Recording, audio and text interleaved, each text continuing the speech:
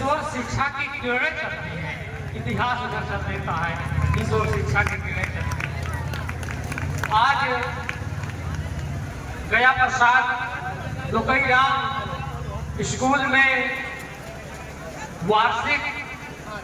आयोजित वार्षिक कार्यक्रम में उपस्थित मंच के सामने हमारी माताएं, बहनें, नौजवान साथी और बच्चेगण, आप सभी का मैं इस कार्यक्रम में हार्दिक स्वागत, अभिनंदन, वंदन करता हूं।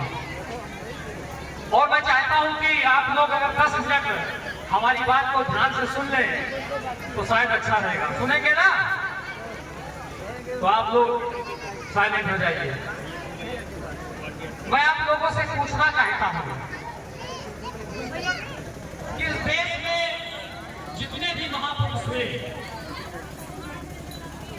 जो शिक्षा के जनक जगाने वाले, ज्योतिबा फूले और भारत की पहला महिला शिक्षक महिला माता सावित्रीबाई फूले,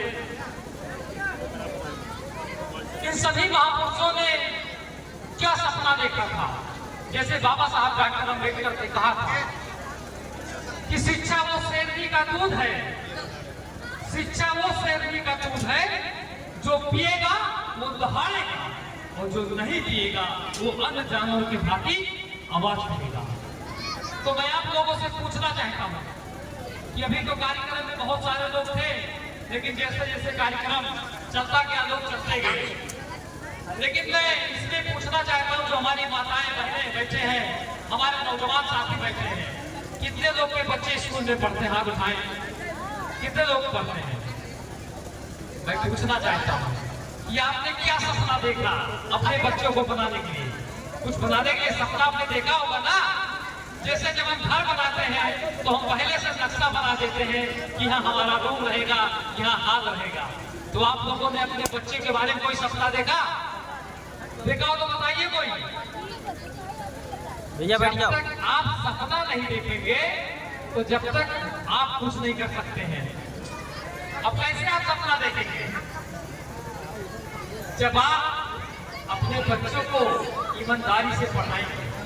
आज जो स्कूल की हम यहाँ व्यवस्था देख रहे हैं, ये व्यवस्था जिसे गांव में लोग एक कहावत कहते हैं कि दूर के ढोल सुहावन लगते है, क्या कहते हैं ना कि दूर के ढोल सुहावन लगता है। मतलब जो व्यवस्था आपने किया है, शायद ये शिक्षा आपको पाने के लिए घोड़ा भी जाना पड़ेगा, ऐसी शिक्षा।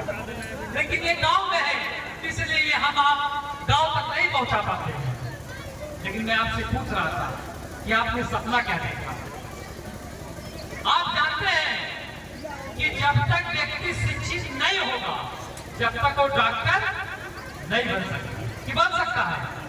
बन पाएगा? अब डॉक्टर कौन बनेगा? जो पढ़ेगा वो बनेगा।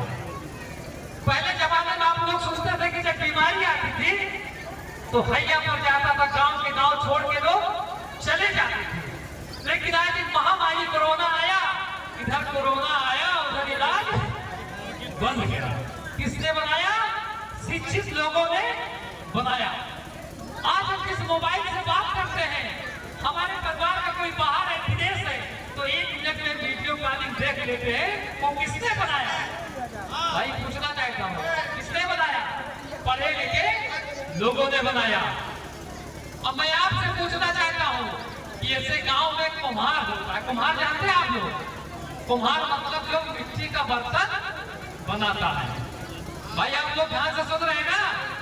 जो मिट्टी का बर्तन बनाता है कुम्हार, जब कोई गगरी बनाता है, दिया बनाता है, और जब वो टेढ़ा मेढ़ा हो जाता है तो उसको मीच के मिट्टी में सान देता है और फिर से बनाता है। आप अपने बच्चों को क्या बनाना चाहते हो, ये आपके ऊपर डिपेंड करता है। सही है कि नहीं? कि आप अपने बच्चों को क्या बनाना चाहते हो, ये आपके ऊपर डिपेंड करता है। अगर जब तक आप अपने बच्चों को कुछ बनाना नहीं चाहोगे, जब तक आपका बच्चा कुछ बन नहीं सकता है। हमें अपने बच्चों के लिए सपना देखना होगा। इसलिए मैं आपसे निवेदन करता हूँ कि आप एक कपड़ा अच्छा ना पहनो ना सही, घर में पेंट लगे ना सही, पाँव में जूता चप्पल ना हो ना सही, लेकिन बच्चों को स्कूल भेजना बहुत जरूरी है। जिस दिन आपके बच्चे पढ़ लेंगे, मास्टर, डॉक्टर, इंजीनियर, एसपीडीएम कप्तान बन जाएंगे, तो उसी दिन आपको सम्मान मिल जाएगा। ऐसे मिलेगा जैसे आपके मान लो शाहपुरी नहीं है, पश्चिमी से बड़ा है, जंगली से बड़ा है, अगर यहाँ का बच्चा कोई पढ़ लिख के आईएएस बन जाए, पीसीएस बन जाए या नीट पास करके एमबीबीएस डॉक्टर बन जाए, तो आप गर्व के साथ कहोगे कि हमारे गांव का बच्चा फला जिले में आईएएस है, डीएम है, एसपी है, और आपका मान सम्मान बढ़ेगा कि नहीं बढ़ेगा? आपका बढ़ेगा, आपके रिश्तेदार नातेदार बढ़ेगा, आपके आसपास के लोगों को बढ़ेगा। इसीलिए बाबा साहब अम्बेडकर ने कहा कि शिक्षा वो शेरनी का दूध है, जो पिएगा वो दहाड़ेगा। सही है ना? अब मान लो कि मैं आपसे पूछ लूं कि भाई 2+2 कितना होता है? आपसे पूछूं मैं कि 2+2 कितना होता है, तो अगर कोई जानता है तो क्या बताएगा? कितना? 4। अगर मैं किसी दादी से, चाचा से पूछ लूं कि भाई 4+4 कितना होता है, तो क्या बताएगा?